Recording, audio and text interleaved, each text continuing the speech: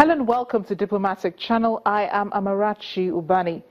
The International Organization for Migration says Nigeria tops the list of countries migrating to other countries such as Italy and Greece in Europe. In the year 2016, the IOM recorded 37,551 people made the attempt to leave for the shores of Europe by sea. Add that number to the number of others from the Gambia, Eritrea, Guinea and Cote d'Ivoire. We're looking at hundreds of thousands of people making the perilous journey, risking their lives, hoping to be sighted by coastal patrols who will take them to Europe where they can seek better employment and start life all over. If you're not startled by the numbers, then be startled by the conditions in which these people travel. Imagine being crammed into a boat with scores of other people and being left adrift at sea with no food, no water, no bathrooms, holding on to hope that you will survive. The number of people living not just Nigeria but Africa is becoming overwhelming, even for the countries that have to receive them on the other side. Much as they try to provide these people services and basic amenities, there is nothing more frustrating than trying to provide for more than the required number of guests invited to a party. More than 85,000 migrants have arrived in Italy so far this year, while some 2,150 are known to have died attempting crossing over the same period, according to the International Organization for Migration. So 36,000 Nigerians have arrived in Italy, many of them claiming they were running away from Boko Haram insurgency or Niger Delta crisis. Now, earlier this month, African and European foreign ministers met in Rome for a conference on migration entitled A Shared Responsibility for a Common Goal, Solidarity and Security. It aimed to protect the European Union's external border while protecting and assisting refugees in partnership with African countries. Many of Africa's migrants who want to enter Europe by sea usually begin the journey in Libya, the nearest landfall on the so-called Central Mediterranean route. The IOM is worried people smugglers are taking advantage of people trying to cross over. Many people are escaping wars and poverty, with more than 360,000 refugees and migrants arriving on European shores across the Mediterranean last year. The European Commission and the EU ministers fear that non-governmental organizations running rescue services off the Libyan coast are providing a pull factor, encouraging migrants to risk their lives in flimsy dinghies in the hope of being picked up and then ferried to find work in Europe. The European Commission has offered Italy more funding to deal with Mediterranean migrants and expects a code of conduct for NGOs running rescue operations by Italy. Italy has borne the brunt of migrants' arrivals after the EU clinched a deal with Turkey last year that sharply cut the number of people arriving via Greece. Joining me now on the program is Speaker of the Independent Pan-African Youth Parliament, Mr. Obinna Nwoke. Thank you so much for joining us, Mr. Nwoke. So this is one of the first issues I've had to discuss on Diplomatic Channel. You know, in my early days of doing this program, the constant migration of people, especially from Africa to Europe and so on. It's become more intense in the last few years, resulting in the migrant crisis to Europe. Is it okay that while migration is a natural phenomenon, I mean, people will always move, is it okay that the influx has become overwhelming, even for Europe?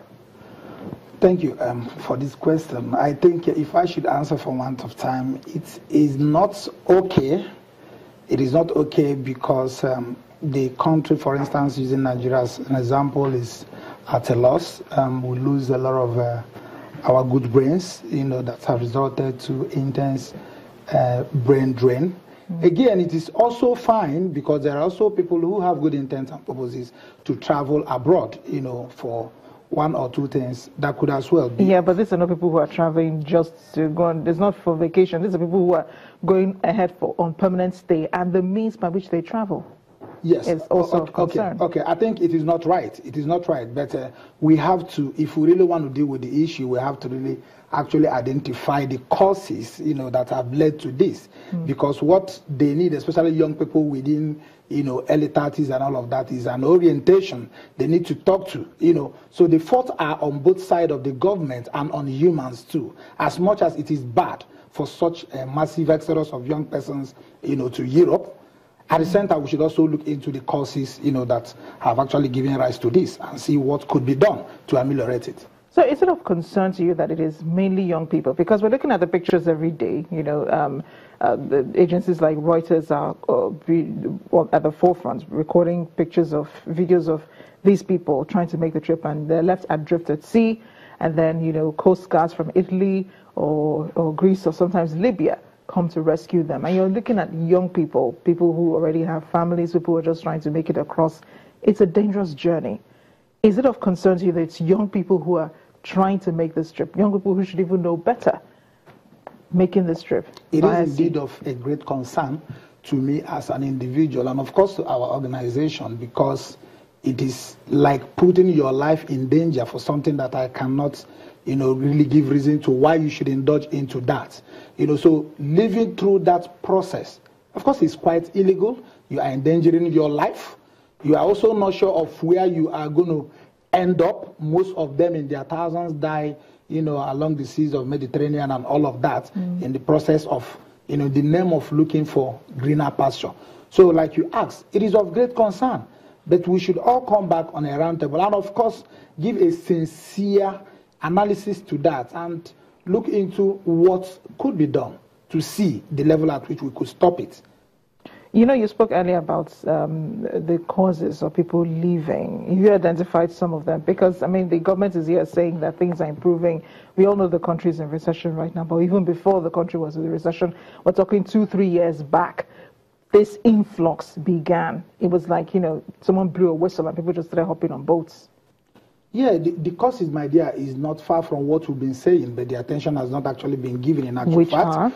Which are unemployment, and of course decay in infrastructure, and of course when the young persons are not, being made to feel the impact, the dividend of citizenship. So these factors are one of, many factors that has led to that. Could insecurity be one of them? Insecurity, most of them say they're coming from northeastern Nigeria. Yes, insecurity is also part of it. Even before the advent of Boko Haram, in the eastern parts there are a high level of kidnapping. In the south Nigeria became so insecure that persons started eloping.